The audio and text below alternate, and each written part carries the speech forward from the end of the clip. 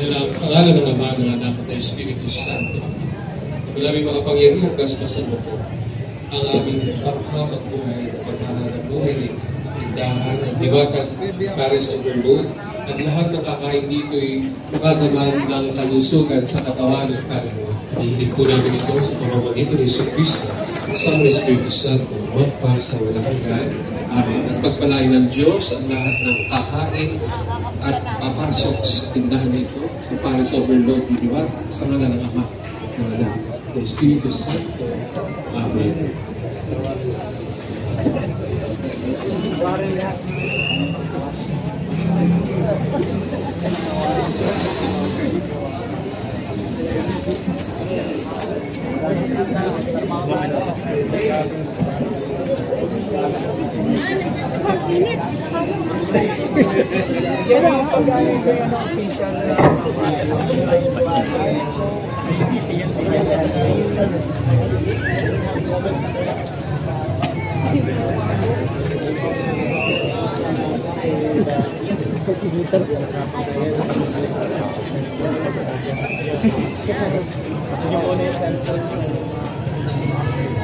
What is you doing here in the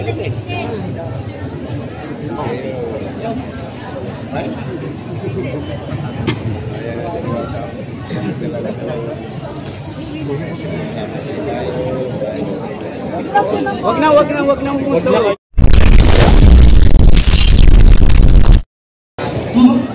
Moms, we would like to request the presence of our Vice Mayor for the cutting ribbon cutting. Correct. Oo, dito sa may harapan, sa may entrance natin. Parang magkating ka ribbon na tayo.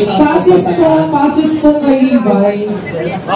Thank you. Ayan, dito na si Pablo sa may harapan. Okay, before the ribbon cutting, Moms, we would like to silence muna para mag-invocation.